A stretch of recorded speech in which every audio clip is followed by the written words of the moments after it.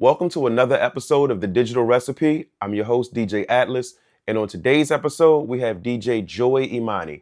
Hope you enjoy. So, what album and what artist are we talking about today? Okay, so you already know I listen to so much music. Um, Category wise, I have my main music that I play as a DJ, but then there's music that I play just like in the comfort of my own home. Sure. So when you asked me to pick my favorite album, I wanted to pick something that was fairly new, like a more newer album that I've been listening to. And so I came up with Georgia Smith's Lost and Found. Okay. It has been out for a few years, but nowadays it's kind of hard to find an album that you can just press play and listen to it all the way through. All the way So, through. No, that's true. yeah. That's true. So, okay, let's get into it. As a whole, what makes this album stand out as an amazing body of work? Good question. So I think, it's a little relative, that's time when I listened to the album. I hadn't heard a R&B artist for a long time who I could relate to. Right. And so a lot of her music, it just feels like it's like a soundtrack to my life in a sense. So that was kind of cool. But, outside of her vocals, the music is amazing. Mm-hmm. She's also one of the first, from what I know, UK artists that I became a huge fan of. So I love listening to international artists and music. So that was kind of interesting. For sure. Um, yeah, but her music is definitely like you can cook, you can clean, kind of like, a little Mary J. Blige vibe. Sorry. It's all good. It's okay. I was trying to like someone was calling me, I was trying to ignore them. But then It's yeah. all good. So you said Mary J. Blige vibes. Yeah, the essence of being able to play like a Mary album, Mm, it kind of gives me that feel, even though her voice is um more calm and relaxing type energy, like a Sade. So yeah, I love her voice. It's very unique. for sure. Would you say like the like a later Mary or like a early like what's the 411 Mary? Maybe like what's the 411 Mary, but Mm, like Mary's one of those artists, like her catalog, her albums are so complete. You can yes, just press play. for You sure. may skip one or two songs, but yeah, she just gives me that essence. It's not a lot of artists or female artists that I can just from track one play all the way through. So Gotcha. yeah. So let me ask you, do you remember where you were when you first heard this album? Mm, I remember what was going on in my life when I first heard this album, but Okay. I don't remember exactly where I was. I think somebody put me onto her, Gotcha. and then I kind of like became like musically obsessed. I was like, what else does she have Mm, going on? And then I found her latest album, and then kind of went from there. got you.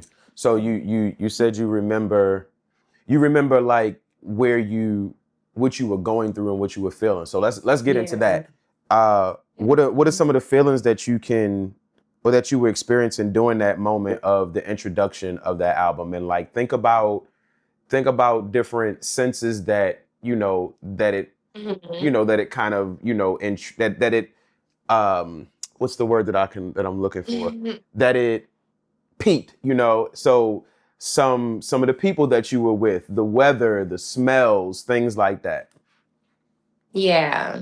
So I feel like it was more so around like the end of the year, the fall, winter time, and it was like a post-COVID Oh, time frame as well. So during that time I was thinking really intentionally about my own musical journey, Mm-hmm. but it's I feel like the way I listen and learn new music is a little interesting Mm-hmm. because I'm not really the most hip when it comes to new artists. So it was funny when you asked my favorite album because I'm like, oh, I can think of so many old school albums. Yeah. But I feel like when I listened to this, I was like, it's been years since I listened to a newer album, Mm-hmm. and but the album is like I said, an R&B, a lot of romance related songs and how to navigate romantic relationships. That was something that I was going through at the time. And like I said, it felt just very relative. It felt like a best friend kind of like talking to you or you talking to yourself, even. Gotcha. Um, and so I would say, like you said, the senses and how I felt, I would say like very vulnerable. And I think that's why I got obsessed and would just play from the beginning and just wherever I left off. There you But go. yeah. There you go. So I know. So um, before we before we started recording, you were talking about choosing 2014 as one of the albums that you wanted to talk about. Forest Hills Drive, the J. Cole album. The theme of that album, like that album, kind of has an arching theme, right? It is, Mhm. kind of a coming of age, um, teenage story up through his introduction into the industry and trying to kind of find find where he fits, only to Mhm. understand, at the end of the album, what's really important to him, and what is of value. Like when you come into the industry and when you're growing up, you have value in things and you have value in people. But then at the end of the album, he talks about the value of like love and family and the things that you Mhm. already have, right? So with this album, Yeah. do you feel like this album has an overarching theme? I feel like to a certain extent, yes. Okay. And it's so funny. I'm about to like pull it up for myself, but going through the songs. Mm-hmm. So one of her first songs, can you still see me? Mm-hmm. Okay. So the first song is titled Lost and Found. And then the second song is titled, and I have a star next to it, one of my favorites. It's called Teenage Fantasy. So kind of just piggybacking off of what you said about Cole's album, it Mm-hmm. is in a sense similar Wow. with an overarching theme. Yes, but I would say the first song, Lost and Found, kind of gives an overview of the storyline, I guess. You come from a space where you are, getting to know yourself, and Right. then through experiences, connecting to yourself deeper. But the album does mainly, the theme is through like relationships more so. There is one song, I don't want to No, lie, but no, yeah, good. Take your there's time. one song about police brutality. So she has some, Mm. some other stuff in there sprinkled in, but yeah, it's about like just finding yourself. And it's a very, like, I think the reason why I also compared it to Mary's, because Mary's songs are a little hint of like For sadness. sure. It's like has that deep R&B feel, and so Georgia in her own way encapsulates that a little bit more. So Makes sense. yeah, that energy. Yeah, like the last song is called Don't Watch Me Cry. Number 10 is Goodbyes. Mm. Number 7 is Wandering Romance. So it's that type of energy. I can dig that. I can dig that. All Yeah. right. So I've asked this one question to people, and I always think that it's going to be a difficult question, and people surprise me with it not being a difficult question, and they just answer the question. So I wonder if it's going to be difficult for you. Maybe it's a DJ thing. I'm not sure. We about to test. We about to test that right now. So if you could pick one song from the album that sums up the whole album, which song would that be, and then why? Okay, so I would probably pick The One. That's song number 6. So this is just an easy question. Why? This question is just an easy question. I was Okay. thinking it was going to be really hard. I thought it was going to be But hard for me too. it was a little easier. I think asking me what is your favorite album? I think that was the difficult question. So For now that sure. we've passed that, Hmm. we're good. Got you. Got you. So But wait, yeah, what's the I name of would the song say again? I apologize. yeah, it's called The One, and it's actually smack in the middle of the album. So Mm, I wonder if that is intentional because it's like the climax of right. a story. Yeah, then yeah, I would say The One. Okay. Okay. The one. Now again, I haven't heard this album. I can't wait to hear this album. I usually with any with any guest, like I told you off air, um, as soon as I finish recording, I will either hop on my scooter or I'll hop in my car and I'll, take a ride around and I'll put the album on and just put it in my headphones and just ride around the city. So Okay. I definitely got to listen to this album. Definitely got to listen to this album. You start crying, let me know. It gets you sad. I know I sure will. I absolutely sure will. If it starts to bring up memories or if I can associate different experiences in my life with what she's speaking about and it strikes something, I got you. I got you. um, are there any songs that stand out now that didn't back then? um, Interesting. I feel like it's gonna be kind of hard to answer that question because Mm, I haven't listened to this album in a couple of years. for sure. Now I'm gonna listen to it when Mm, we get off. yes, ma'am. But I kind of do that too. Like even with the Cole album, I was so addicted to it, listening to it like maybe for like 2 years straight. Yeah. Like it was like all I was listening to. And then I kind of did the same thing with her. So and then I also feel like with me personally, if I'm going through something in my life and the album is helping me through it, once Mhm. I'm kind of out of that situation, I may just naturally listen to it a little less. So that's very interesting because um, KOD was like that for me. Hmm. When KOD came out,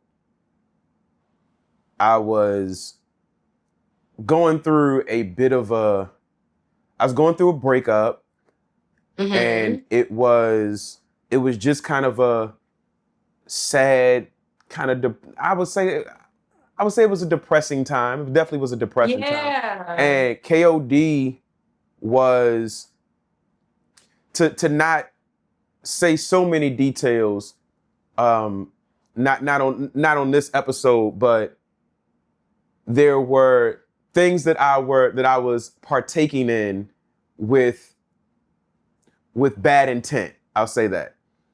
Hmm. KOD was it just was an album that was speaking to me in a way that it was speaking to me in a way that I couldn't verbalize. It was just something that I was feeling. And then when KOD came out, there were certain lines and certain songs that I just was like, oh my God, like you just summed up what I'm going through right now in 3 bars, 4 bars. And I had to like Yeah. listen to the song over and over again or listen to the album over and over again.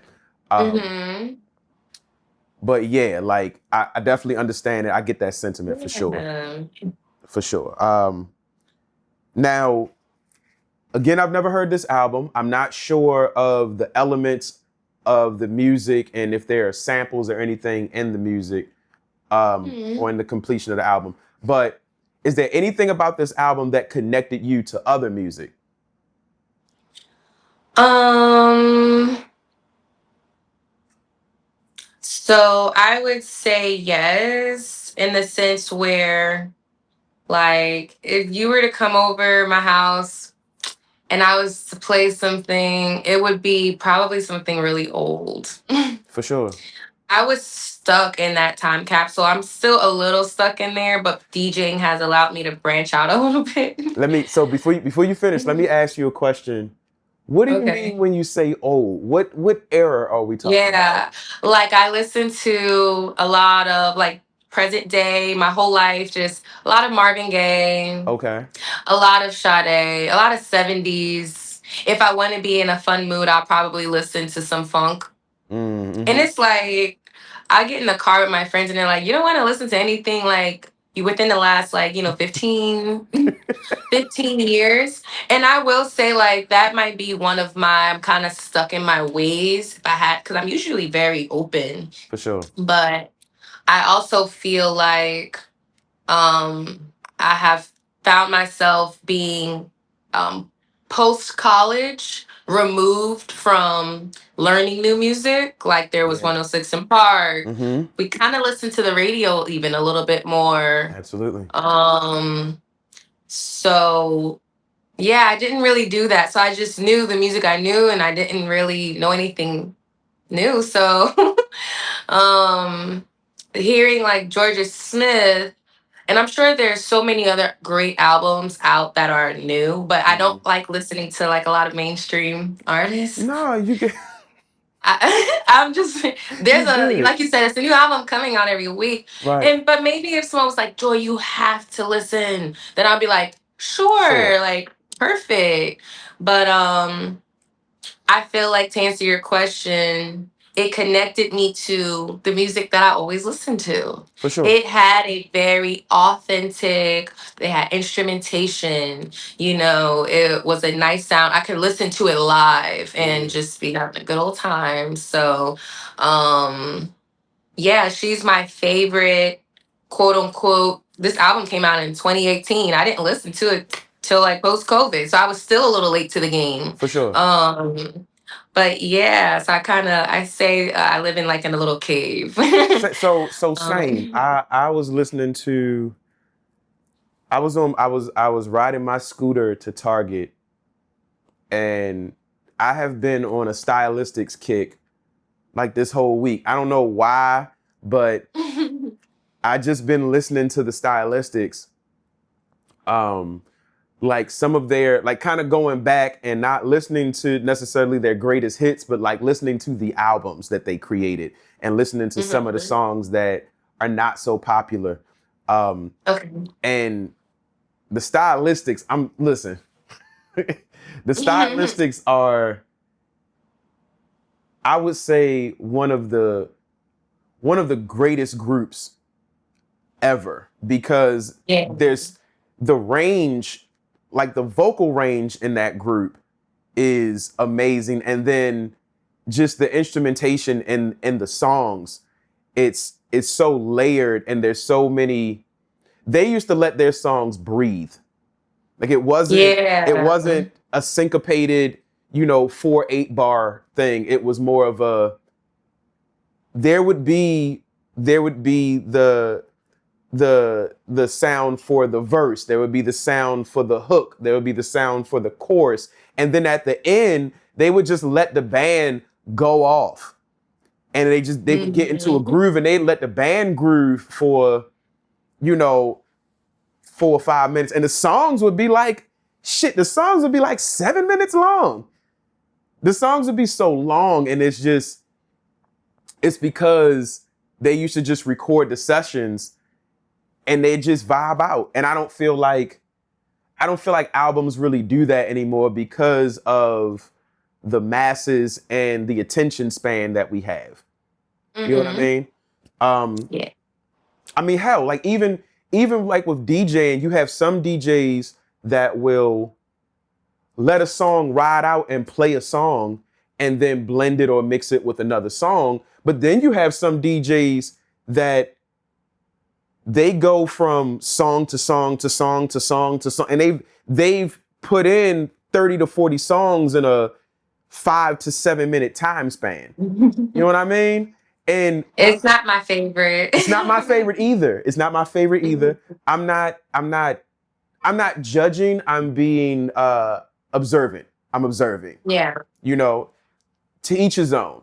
But I have noticed that some audience members complain about that because they want to hear certain songs either all the way through or at least until like a certain part. So even like that Meek Mill song, um, I think it's Dreams and Nightmares if I'm not mistaken. Hold on, wait a minute. Yeah, Oh like no, no, there's no, that's not it. That it? that's dream. I think that's Dreams and Nightmares.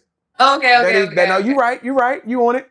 Um, okay. if you cut that song before that part that you're talking about, Yeah. come on, like That's literally the first that's part, the and then part. I know so many other songs that say, "Hold on, wait a minute." I'm like, "Hold on, no, hold on, wait a minute." But yeah, that's like the climax. Right, that's the Like climax of the song. it'll be a bad situation if you change the song prior. Right. So Yeah.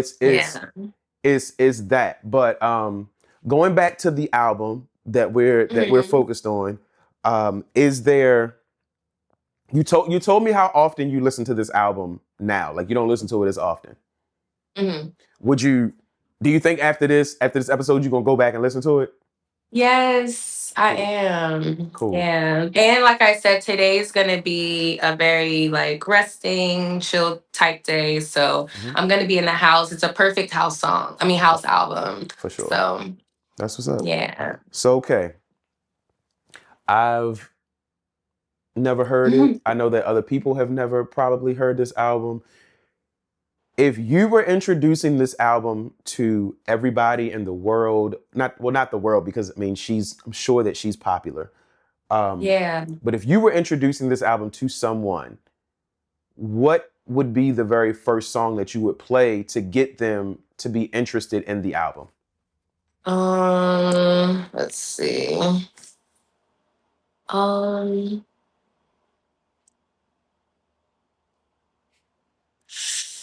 um, damn, I might have to say the one. The one. So the climax of the Yeah. album, the middle of the album. Yeah, Okay. it's my favorite song. I think it has like a bit of the beat kind of rocks a little quicker, so I feel like it would get someone's attention. Got The you. other songs are a little more slower. Hmm. So, um yeah, The one. I would say the one. The one is hot. I actually like practiced that song before to sing live. One day I'll sing it live. That's fire. That's fire. So you, Yeah. you gonna cover it. You're gonna Yeah, cover I'm it. definitely gonna cover it. That's what's up. Hmm. All right. So is a that is the last question, and that Yeah. is that's a wrap for the, for this particular episode. Thank you again for watching and listening to the digital recipe. This is Joy Imani. That was my guest. Please check her out. She's a very dope DJ. I'll put her Instagram not tag Handle. handle. Right. Handle. I'm tripping. I do. You know. So appreciate you. I will put her Instagram handle on the page. I'll put it in the description of this particular episode.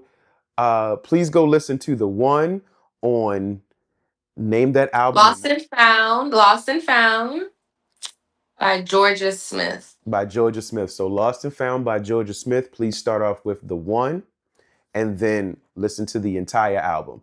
Let me know what you think. Let Joy know what you think. Thanks again, everybody. Yes. Peace. Peace.